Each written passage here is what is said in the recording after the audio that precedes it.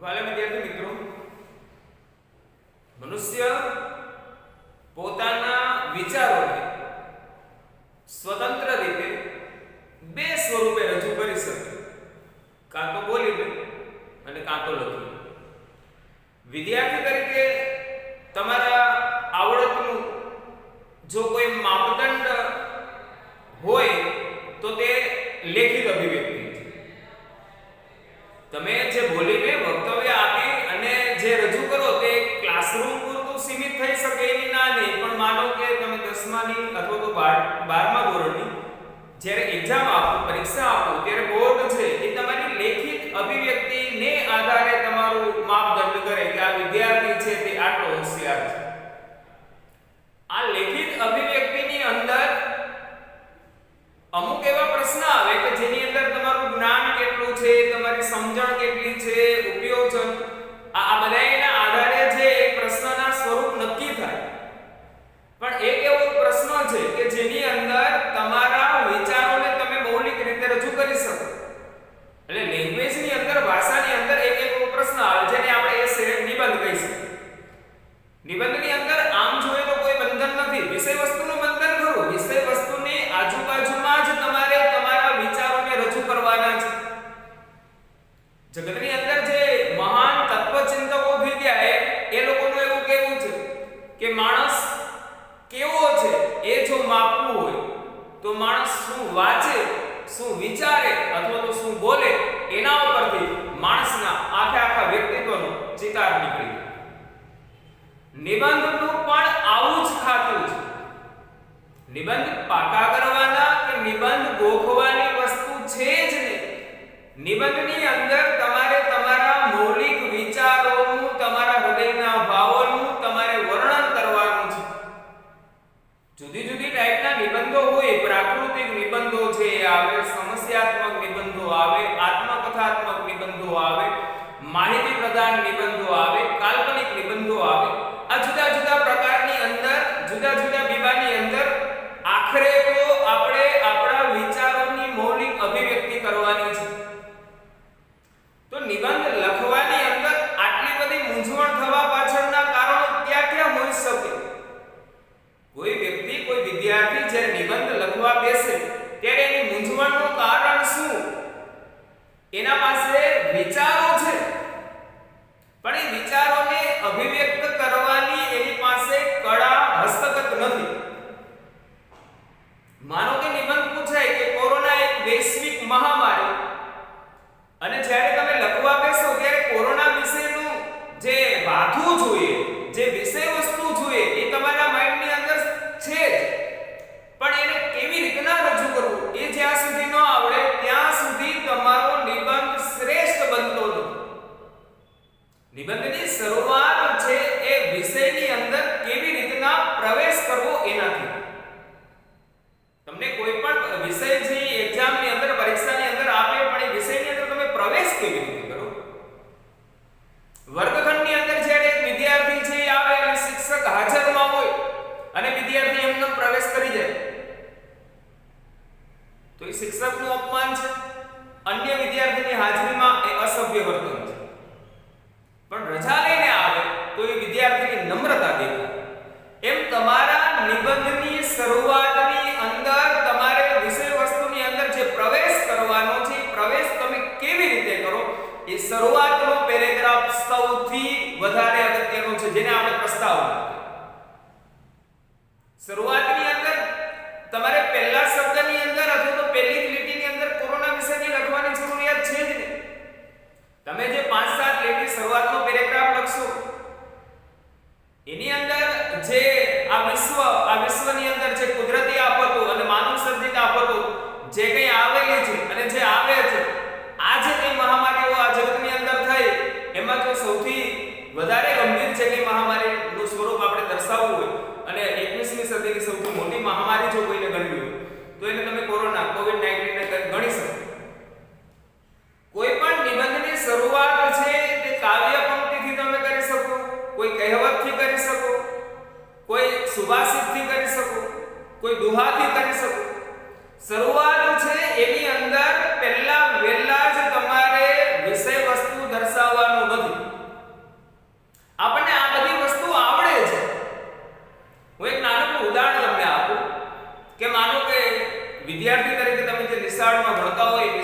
નિશાળામાંથી એક પ્રવાસનું આયોજન થયું કે નિશાળામાંથી એક પ્રવાસમાં જવાનું છે,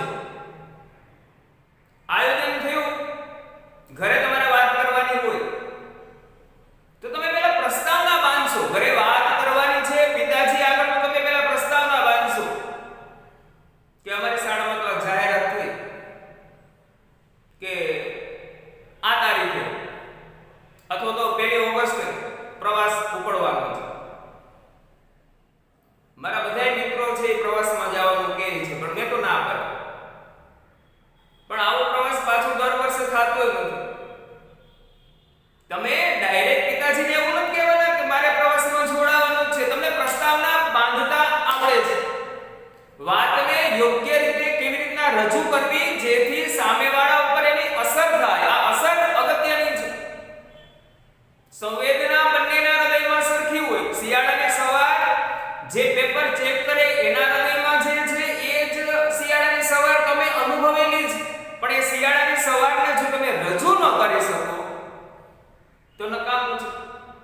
પ્રકૃતિના જે નિબંધો પૂછાય એની અંદર વર્ણન છે સૌથી અગત્યનું છે. કોઈ પણ પ્રાકૃતિક નિબંધ પૂછાય, શિયાળો, ઉનાળો, ચોમાસું, વર્ષા ઋતુ, અતિવૃષ્ટિ, દુષ્કાળ, આ બધાય જે સંવેદનાત્મક નિબંધો છે એની અંદર તમારા હૃદયના જે ભાવ છે એને વર્ણનથી તમારે તારતમ્ય કરવાના છે. અને ન કરી શકો તો એ નિબંધ છે નિષ્ફળ જાય. એટલે જેનું સૌથી વધારે વાંચન હોય અને જેની સૌથી વધારે સારી અભિવ્યક્તિ હોય તે શ્રેષ્ઠ નિબંધ લખી શકે. નિબંધ લખવાની અંદર ક્યારેય ગોખવાથી નિબંધ આવડી જાય આ વસ્તુ સાચી નથી જ. આપણી પ્રણાલિકા ખોટી છે. એની નાની નિબંધ શીખવાડવાની આપણી પ્રણાલિકા થોડી જુદા પ્રકારની છે. નિબંધની અંદર મૌલિકતા એટલે એક ક્લાસની અંદર 60 વિદ્યાર્થી છે, 60 વિદ્યાર્થીનો નિબંધ અલગ જ થાવો જોઈએ. પણ જો નિબંધમાળામાંથી નિબંધ કરવામાં આવે તો એ 60 નિબંધ એ 60 વિદ્યાર્થીની મૌલિકતાનું મરણ છે. હું ન્યા સુધી એ મૌલિકતાનું મરણ છે. નિબંધ સાહજિક હોવો જોઈએ. કાકા સાહેબ કાલેલકરના જીવનનું એક ઉદાહરણ છે. કાકા સાહેબ કાલેલકરે નિબંધ ઉપર નિબંધ લખેલો છે કે કોઈ સિતાર વાદક હોય, સિતાર વગાડતો હોય અને તમે એને એમ કહો કે મારે સિતાર વગાડતા શીખવાનું, અને એ માનો કે સિતાર છે એ પોતાના હાથની અંદર લે અને પછી આંખ બંધ કરી જાય અને પછી જે સિતાર વગાડે છે ધૂન છે જોવું નહીં પડે, એની આંગળી ઉપર એ સિતારની અંદર સુર ઓટોમેટિક જે આવવાનો. એમ નિબંધ છે એ તમે જ્યારે લખવા બેસો ત્યારે તમારે વિચારવું નહીં પડે કે આના પછી શું અને આના પછી શું. ઓટોમેટિક તમને એની ફાવટ છે ધીમે ધીમે આવડી જાય. પણ એના માટે મહાવરો સૌથી વધારે હોવો જોઈએ. વિચારોની ક્રમિકતા નહીં જાળવો તો નિબંધ એટલો ખીલશે નહીં, એટલો સારો નહીં લાગે. કેના પછી કેવો વિચાર રજૂ કરવો, કયા વિચારને વધારે મહત્વ આપવું, એ વિચારને સ્પષ્ટીકરણ માટે કયું ઉદાહરણ આપવું, કઈ કહેવત લખવી, કયો રૂઢિપ્રયોગ લખવો, કેવા શબ્દોથી તમારે નિબંધને બાંધવાનો છે, નિબંધની કેવી ગૂંથણી કરવાની છે, બે વાક્યોને કેવી રીતના જોઈન્ટ કરવાનું છે, પ્રાકૃતિક વર્ણન કરતા હોય તો એમાં ઉદ્ગાર ચિહ્ન કેવી રીતના મૂકી શકાય, હૃદયના જે ઉદ્ગાર છે એ તમારે વ્યક્ત કરવાના છે. ચિંતનાત્મક નિબંધ હોય તો એની અંદર માહિતી કેવી રીતના પીરસવાની. માનો કે કોરોનાનો તમે નિબંધ લખતા હોય તો એની ઉત્પત્તિથી લઈ એની શરૂઆત ક્યાં થઈ, આ જે કઈ હકીકતલક્ષી જ્ઞાન છે એ તમારે આપવાનું છે. પછી બીમારી કેટલી ભયંકર છે, એ મહામારી કેટલી ભયંકર છે, શરીરના બોડીના કયા કયા પાર્ટ ઉપર અસર કરે એનું વર્ણન પણ તમારે કરવું પડે અને એને બચવા માટેના કેવા કેવા ઉપાયો છે એ પણ તમારે સાથે દર્શાવવા પડે.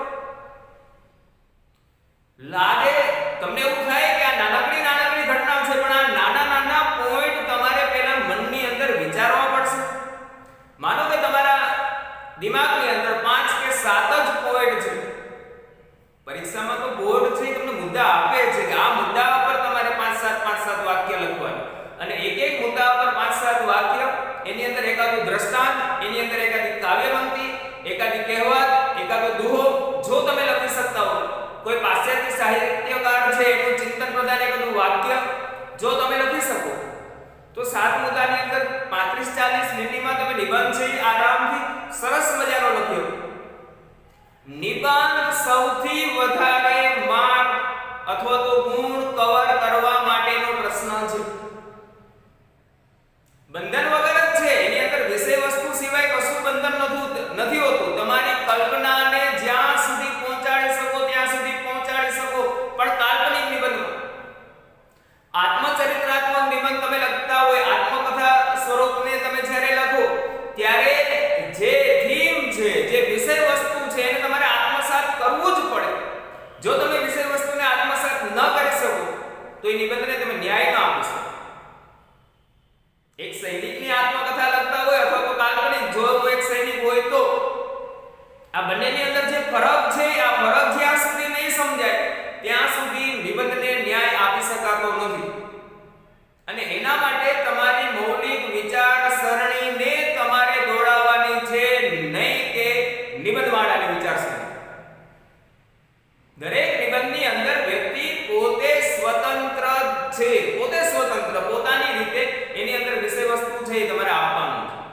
માહિતી પ્રધાન નિબંધની અંદર કલ્પના ન આવે. કોઈ પણ નિબંધ છે એ માહિતી પ્રધાન નિબંધ છે, પરીક્ષાની અંદર પૂછેલો તો એની અંદર ચોક્કસ માહિતી, ચોક્કસ હકીકત છે તમારે રજૂ કરવાની છે. એની અંદર તમે કલ્પના અથવા તો એની અંદર વર્ણનો છે એ તમે ન મૂકી શકો, એની અંદર ઉદ્ગાર કદાચ ન આવી શકે.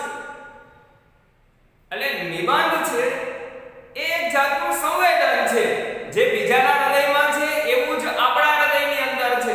અને નિબંધની ભાષા સાહિત્યિક ભાષા ન હોઈ શકે, નિબંધની ભાષા જીવનની ભાષા હોય. કાકા સાહેબ કાલે કરી શકે. નિબંધની ભાષાને સાહિત્યિક ભાષા ન ગણી શકાય, જીવનની ભાષા. એટલે એક વ્યક્તિએ પોતાના જીવનમાં અનુભવેલી કોઈ ઘટના, કોઈ માહિતી, કોઈ પ્રસંગ બીજી વ્યક્તિની હારે જ્યારે શેર કરે, રજૂ કરે, શબ્દ દ્વારા, બોલીને નહીં પણ લખીને, ત્યારે જે વાંચવાવાળો માણસ છે એને એવું લાગવું જોઈએ કે ના, આ બધી છે કે માહિતી છે એ તો મેં અનુભવેલી છે. પણ એની એક છે કે ઉંમર પ્રમાણેની ક્રમિકતા અને વિચારોની ઉચ્ચતમતા બંને સાથે આવવી જોઈએ. 5મા ધોરણનો વિદ્યાર્થી ગાય ઉપર નિબંધ લખે તો એને સર્વનામ મૂકતા નહીં આવે કે ગાય આપણી માતા છે, ગાયને 4 પગ હોય છે, ગાય દૂધ આપે. એ ગાય ગાય ગાય બધી જગ્યાએ શબ્દ મૂકશે, કારણ કે એને સંયુક્ત કે સંકુલ વાક્ય બનાવતા નહીં આવડે. એને ખાલી 10 વાક્ય લખવાના છે. પણ જેમ ઉંમર વધશે, જેમ ઉંમર વધે તેની સાથે સાથે તમારું ચિંતન, તમારી વિચારવાની જે દ્રષ્ટિ છે એ પણ વધશે. પ્રાઇમરી શાળાની અંદર તમે વર્ષા ઋતુ નિબંધ લખતા હોય તો વર્ષા ઋતુ નિબંધની અંદર તમારા પાસે 5-7 થીમ છે, મગજની અંદર તમે રાખ્યા છે, બરોબર. આપણો દેશ ખેતી પ્રધાન દેશ, 3 ઋતુ, આ ઋતુમાંથી મારી પ્રિય ઋતુ વર્ષા ઋતુ, આકાશમાં કાળા કાળા વાદળા, વીજળીના કડાકા ભડાકા, મેઘ સવારે આવું પહોંચે, ધરતીએ લીલી સાડી પહેરી. આ એક ટિપિકલ વર્ણન છે. દરેક પ્રાથમિક શાળાના વિદ્યાર્થી આ જ પ્રકારનું વર્ણન કરે, કારણ કે દરેક ગોખેલું છે. અથવા તો વિદ્યાર્થીની એવી અપેક્ષા પણ હોય કે નિબંધ છે એ તો શિક્ષક જ લખાવે. નિબંધ લખાવવાની વસ્તુ છે જ ક્યારે? નિબંધ જાતે લખવાની વસ્તુ છે. પોતાના મનના જે વિચારો છે એ પોતાની રીતે લખવાની વસ્તુ. અને નિબંધ ક્યારેય ખોટો હોતો નથી જ. તમે જો વિષય વસ્તુની આજુબાજુમાં તમારા વિચારો જ્યારે રજૂ કરો ત્યારે તમને તમારા વિચાર ઉપર કોન્ફિડન્સ હોવો જોઈએ, આત્મવિશ્વાસ હોવો જોઈએ. નિબંધ ક્યારેય ખોટો ન પડે, નિબંધમાં ચોપડો ન લાગે. નિબંધની અંદર ક્યારેય 0-0 ગુણ હોતા જ નથી, કારણ કે નિબંધની અંદર એક એવો પ્રશ્ન છે કે જેની અંદર તમને તમારા વિચારોને મૌલિક રીતે રજૂ કરવાની છૂટ જ આપેલી છે. એટલે પ્રાકૃતિક નિબંધ હોય એની અંદર તમે વર્ણન કરી શકો. માહિતી પ્રધાન નિબંધ જે આપેલા હોય એ માહિતી પ્રધાન નિબંધની અંદર માનો કે ઇન્ટરનેટના લાભાલાભ છે તો એની અંદર તમારે કેવી રીતના એના લાભ થાય, કેવી રીતના એના ગેરલાભ થાય, અત્યારનો સમય, બરોબર, ઇન્ટરનેટનું આગમન, ઇન્ટરનેટના ઉપાયો, એના લાભ, એના ગેરલાભ, ઉત્સાહ, આ પ્રકારે તમારે એની માહિતી સભર રજૂઆત છે એ કરવી પડશે. એટલે વિદ્યાર્થી મિત્રો, નિબંધની અંદર મૂંઝાયા વગર તમે જ્યારે લખવા બેસો ત્યારે 3 સ્ટેપ તો અગત્યના છે. એક એનો આરંભ અગત્યનો છે. એની શરૂઆત છે એ તમે કેવી રીતે કરો. જેવી રીતના કોઈ સાહિત્યકાર છે એ વાતની રજૂઆત કરે ત્યારે રજૂઆત સૌથી અગત્યની હોય. તમારી શાળામાંથી પ્રવાસ જવાનો પણ પિતા આપણે રજૂઆત કેમ કરવી ન આવડે એટલે માંથી સામેથી ચોખ્ખી ના આવવાની. એની જેમ છે નિબંધની જો શરૂઆત જે વાંચવાવાળો વ્યક્તિ છે એની આગળ તમારી છાપ પહેલેથી ખોટી પડે. નિબંધની અંદર જોડણી તમારે સારી રાખવાની છે, અક્ષર સુવાચ્ય કરવાના, આ બધી સામાન્ય બાબતો છે. જોડણી ખોટી ન પડે એની કાળજી રાખવાની, અક્ષર સુવાચ્ય કરવાના છે, જે વિરામ ચિહ્નો છે એનો ઉપયોગ કરવાનો છે, આ બધી સામાન્ય બાબતો છે. પણ સૌથી વધારે મૂળ અગત્યની બાબત છે તમારા જે વિચાર છે તમે કેવી રીતના રજૂ કરવાની, વિચારની ક્રમિકતા કેવી રીતના જાળવો, આ જ સૌથી અગત્યની બાબત છે.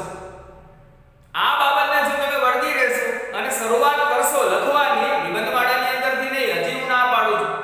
નિબંધ લખવાની, માનો કે આપણે તમને એક નિબંધ આપશું અને 6 કે 7 મુદ્દા આપશું. અત્યારે તમે બધા ઘરે જ છો એટલે તમે બધાય ઘરેથી જ્યારે નિબંધ મને લખીને આપશો ત્યારે 100% બધાયના નિબંધ અલગ અલગ થશે. અને છતાંય બધાયના નિબંધ સાચા હોય.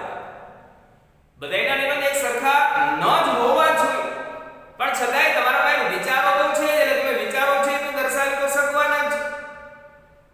માનો કે 12મા ધોરણના વિદ્યાર્થી અત્યારે સમજદાર હોય અને એને મોંઘવારી ઉપરનો એક નિબંધ આપીએ તો બધાય વિદ્યાર્થી મોંઘવારી ઉપર લખી શકવાના છે.